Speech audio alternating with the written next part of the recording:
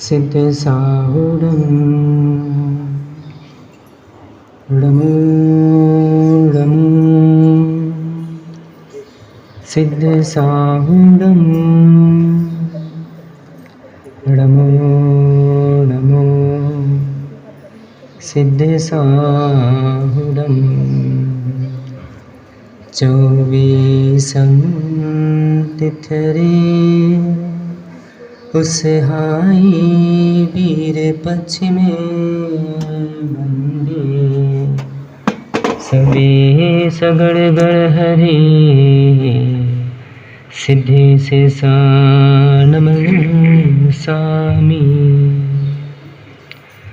अंतातीत सिद्ध परमेष्ठी भगवान की, वर्तमान शासन नायक वर्धमान स्वामी की, 1008 मूलनायक भगवान श्री पद्म प्रभु स्वामी की, परम पूजनीय दीक्षा शिक्षा प्रदाता आचार्य भंगुरु शेख स्वामी विशुद्ध सागर जी महाराज की, सिद्धांत शास्त्र की,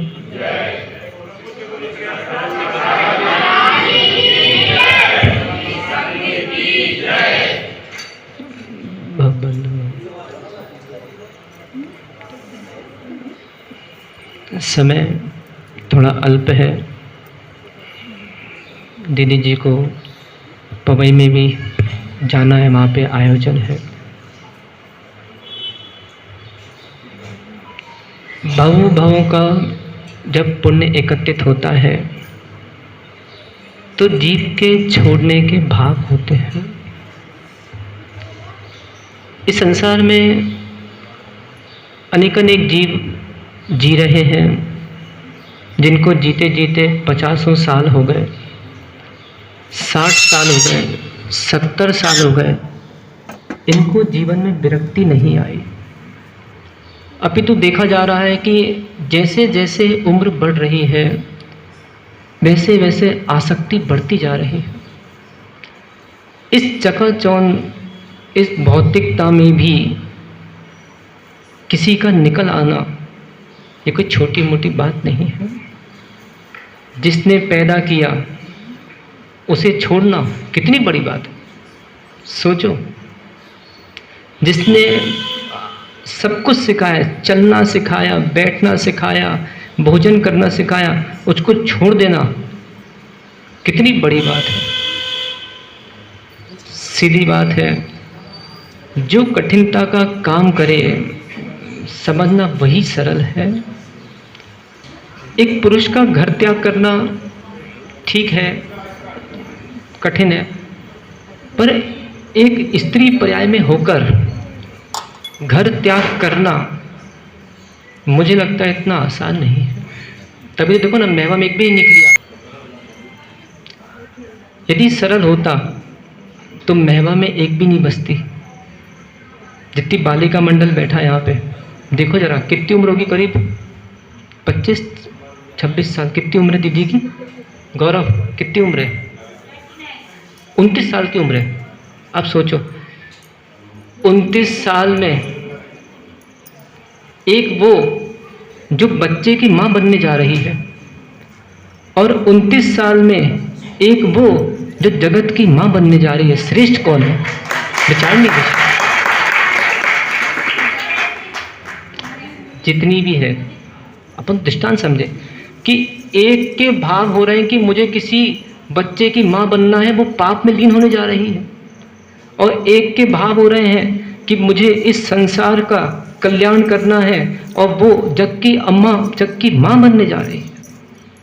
विचारणीय विषय। जितनी हमारी बालिकाएं बैठी हैं, युवा बैठे हैं, वो इन सब चीज़ों से सीखें। बहुत अच्छा निर्णय है।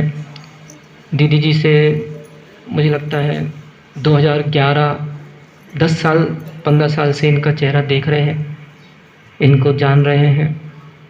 वैराग के भाव बहुत पहले से हैं, और जिनसे दीक्षा लेने जा रही हैं गढ़नी आरिका माँ विभाश्री माता जी, उनसे भी जयपुर में मिलना हुआ था। हमारे सामने गढ़नी पथ वहाँ पे हुआ था, हम वहीं थे उस समय। 2012 का युग प्रतिक्रमण सम्मेलन हुआ था। माता जी का समय समय पर आचार्य श्री के प्रति बहुत बहुत बड़ा समर्पण है। ये बात हमको उनकी बहुत पसंद है। आचार्य जी के साथ भी काफ़ी बार मिलना हुआ, तो ये बहुत बड़ा सौभाग्य है कि आपके जो गुरु हैं गढ़नी आरिका माँ विभा श्री माता जी हैं। एक बात छोटी सी बोलना चाहता हूँ, गुरु तो गुरु होता है, चाहे पत्थर का हो चाहे असली का। जिसके पास बुद्धि है वो पत्थर के गुरु से भी ज्ञानवान हो जाता है, और जब साक्षात गुरु हैं हमारे समक्ष तो हम तो कितने ज्ञानी बन के और कितना ऊपर उठ सकते हैं। एक छोटा सा दृष्टांत मैं यहाँ दे रहा हूँ, देखो मुझे भी समाप्त करना है क्योंकि आपको गोद भराई भी करना है। बहुत प्रसिद्ध दृष्टांत है, दीदी को दे रहा हूँ, आप लोग तो सुनते जाना। क्योंकि अभी मुख्यता किसकी है, अभी जान किसकी बचाना है, इनकी। तो कुछ दृष्टांत रहते हैं जो जीवन भर हमको याद रहते हैं। एक राजा रानी थे, उनके बाग में आम के वृक्ष थे बहुत सारे। तो एक बार माली ने देखा कि 2 आम पीले हो गए थे और उसने लाके वो राज्य में दे दिए। उसको ये नहीं पता था कि एक आम उसमें से खट्टा है और दूसरा आम मीठा था। हाथ नीचे रख लो ना, कोई बात नहीं, ठीक है, आराम से। उस माली ने राज्य में लाके दिया तो एक आम रानी के पाले में आया, दूसरा आम राजा के पाले में आया। जब रानी ने उस आम को ग्रहण किया वो खट्टा था। उसने मन में निर्णय कर लिया कि इस वृक्ष को मैं इस राज्य से उखाड़ फेंकूंगी, क्योंकि राजा के राज्य में खट्टा आम नहीं हो सकता। राजा ने जब आम को ग्रहण किया वो बहुत मीठा था। राजा ने निर्णय कर लिया कि अब इस वृक्ष की सेवा में, इस वृक्ष की रक्षा में मैं 4-5 सेवक और लगा दूंगा। दोनों के अंदर निर्णय चल रहे थे। इधर रानी ने सेवकों को आदेश कर दिया कि जाओ पेड़ को उखाड़ दो, उधर राजा ने आदेश कर दिया कि जाओ पेड़ की रक्षा करो, सुरक्षा करो, हमारे राज्य की बहुत कीमती, बहुत बहुमूल्य निधि है। जब दोनों सेवक एक उखाड़ने के लिए और एक रक्षा के लिए जब वहां पहुंचते हैं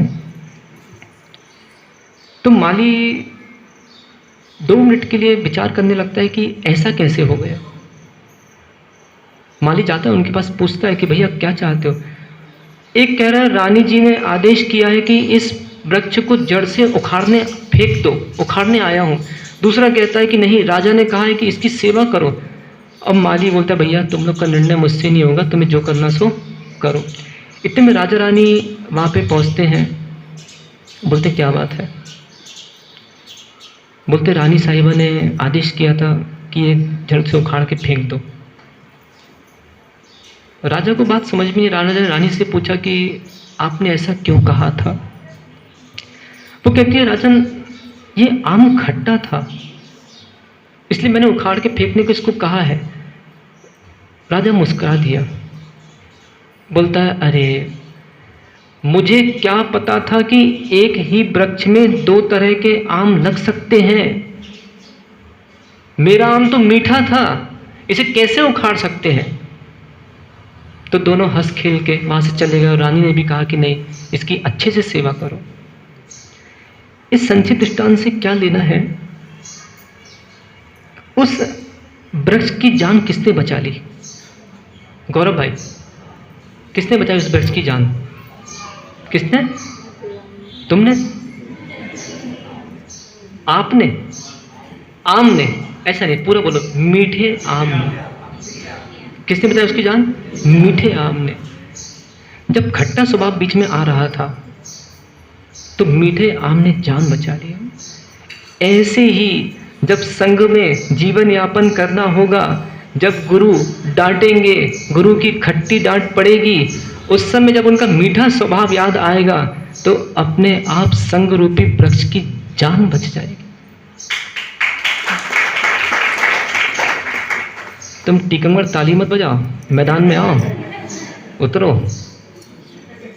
वास्तव में वैराग्य बिरलों को आता है, दीक्षा कोई बहुत बड़ी बात नहीं, आधे घंटे में हो जाती है, पर जीवन भर दीक्षा को बचाना ये बहुत बड़ी बात होती है।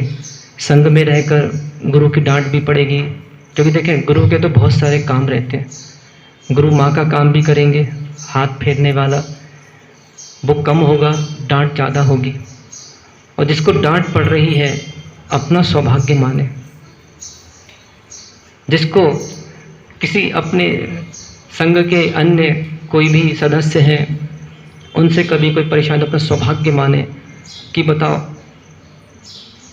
कमठ ने पार्श्वनाथ के ऊपर उपसर्ग किया, गज कुमार मुनि के ऊपर ससुर ने उपसर्ग किया, कितने सारे पांडव हो गए, उनके ऊपर सोने के लोहे के आभूषण पहनाए, सुकौशल स्वामी आदि आदि किसने किया? परिवार के लोगों ने। और फिर भी हिले नहीं। आज वर्तमान में इतने बड़े बड़े उपसर्ग करने वाले कोई भी नहीं है। दो चंद शब्दों से हम हिल जाएं, मतलब ये समझना होगा कि हम कितने कमज़ोर हो चुके। तो ऐसा है, शब्द तो पौद्गलिक है। संसार है, दो चीज़ें हमेशा मिलेंगी, हानि और लाभ। सूर्य की किरणों की तरह मत बनना, चंद्रमा की प्रभा की तरह बनना। जैसे एक चंद्रमा होता है, उसकी शीतल प्रभा होती है, और जब जैसी सूर्य डूब जाता है और चंद्रमा प्रकाशित होता है, उसकी प्रभा जब लगती है तो वो शीतलता में सब आनंद ही आनंद होता है। तो ऐसा आपका पूरा जीवन, संयम का जीवन चंद्रमा की कलाओं की तरह प्रभामान हो, बिखेरे। गुरु भक्ति, गुरु श्रद्धा आपके अंदर सदा सदा बनी रहे। क्योंकि देखें, एक छोटा सा सूत्र मैं बता देता हूँ। यदि किसी को किसी की आस है तो उसका नाम विश्वास है। बोलो ना। यदि किसी को किसी की आस है तो उसका नाम विश्वास है। गढ़नी आरिका माँ विभाश्री माता जी आपको बहुत बहुत विश्वास के साथ इस पद पे ला रही हैं। उन्होंने कितना अपने आप में अंदर ही अंदर पुरुषार्थ किया होगा कि ये कन्या, मैं इस कन्या को दीक्षा दूंगी। क्योंकि देखें, लड्डू पेड़ा दुनिया के धन संपत्ति किसी को देना कोई बहुत बड़ी बात नहीं है, पर एक संयम का उपकरण पीछे का किसी को देना ये बहुत बहुत बहुत बड़ा निर्णय जीवन का हुआ करता है। वो निर्णय गढ़नी आरिका माँ विभाश्री माता जी ने किया है। आपके ऊपर पूरा विश्वास, पूरा श्रद्धा के साथ किया। क्योंकि देखें, आपकी दीक्षा 5 अक्टूबर को होने जा रही है, और आपके ऊपर मुझे लगता है कम से कम मेरे शिष्य प्रशिष्यों को मिला लें तो आपके ऊपर कम से कम 350 साधक आज मुझे लगता है दादा गुरु के होंगे। तो अपने आप को उल्टा मटका मान के जीना होगा। यदि नीचे उल्टा मटका रखा है और उसके ऊपर 1000 उल्टे मटके हैं, यदि नीचे का हिल गया तो सारे के सारे मटके ध्वंस हो जाएंगे। इसलिए अपना जीवन उल्टा मटका बना के जीना। कभी कोई आवश्यकता हो तो हमसे मत कहना, गुरु माँ से कहना। हाँ, गुरु माँ हमको कुछ कहेंगे तो अवश्य वो आवश्यकताएँ पूरी होंगी। बहुत बहुत मंगल आशीर्वाद। और महिमा समाज का भी बहुत बहुत पुण्य है। लोग तो सालों साल गोद भराई नहीं कर पाते, परंतु महवा समाज को, जैसे भी निकेश भाई बता रहे थे, हफ्ते भर के अंदर ही अंदर श्रेय भैया जी का सौभाग्य मिला, सौरभ भैया आदि 3 भैया जी का सौभाग्य मिला, और आज प्रभा ब्रह्मचारिणी दीदी का सौभाग्य मिला। कितनी बड़ी इच्छा है। और इसके बाद भी यदि हमारे इन सब महारथियों में एक को भी बैराग नहीं आए तो मुझे लगता है कि अपना काम बनता और भाड़ में जाए जनता। हमें क्या करने मारा है? आप तो बस बुलाते रहो, हम भरते रहेंगे, हमारी भरे चाहे ना भरे। तो ये बहुत अहोभाग्य है। सभी लोग बहुत भक्ति भावपूर्वक इनके चरण छुए, इनकी गोद भराई करें और जल्दी करना, क्योंकि देखें आगे भी कार्यक्रम है। और सभी लोग ऐसी भावना भाएं कि हम भी ऐसे ही एक दिन अवश्य दीक्षा को प्राप्त हुए। जिस क्षेत्र में आपकी दीक्षा होने जा रही है, करगोजी झांसी, बहुत अद्भुत क्षेत्र है। पार्श्वनाथ भगवान वहाँ के मूल नायक हैं। ऊपर पहाड़ी पे भी महावीर स्वामी है ना, ऊपर पहाड़ी पे भी बहुत बड़े विशाल प्रतिमा है और बहुत अच्छा क्षेत्र है। परम पूजनीय आचार्य महाराज का भी प्रवास वहाँ पे काफ़ी रहा, हम भी वहीं थे। बहुत प्रशस्त क्षेत्र है। बस अब तो एक चीज़ पे पुरुषार्थ करना होगा, उसका नाम है विस्मरण शक्ति। जितना हो सके सांसारिक कार्यों से, अनबन से, दुनिया से विस्मरण शक्ति बढ़ाएं और भेद ज्ञान में अपनी स्मरण शक्ति बढ़ाएं। यही आपके लिए बहुत बहुत मंगल आशीर्वाद। भगवान पद्म प्रभु स्वामी के चरणों में ये मैं प्रार्थना कर रहा हूँ कि हे भगवान, आपके समक्ष एक जिन शासन की महती प्रभावना करने वाला एक जीव आया है, इनका पूरा संयम कम से कम 50 साल तक इनका संयम बने रहे। कम से कम बोल रहा हूँ।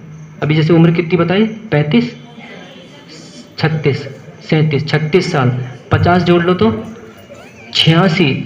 कम से कम मैं भगवान पद्म प्रभु से प्रार्थना कर रहा हूँ कि कम से कम 86 साल तक ये दिगंबरत की, जैन धर्म की प्रभावना पूरे देश में, नगर नगर में करें। अपने गुरु का, अपने संघ का, हमारे संघ का, क्योंकि गढ़नी मायरी देखा जाए धर्म के नाते हमारी बुआ कहलाएंगी और आप हमारे बुआ की बेटी बनने जा रही है, मतलब हमारी कौन कहलाएंगी? बहन कहलाएंगी। तो यदि बहन का उत्थान होगा तो भाई को बड़ी खुशी होगी। आपके लिए बहुत बहुत मंगल आशीर्वाद। बोले आचार्य भगवान गुरु शिव स्वार्थ विशुद्ध सागर जी महाराज के।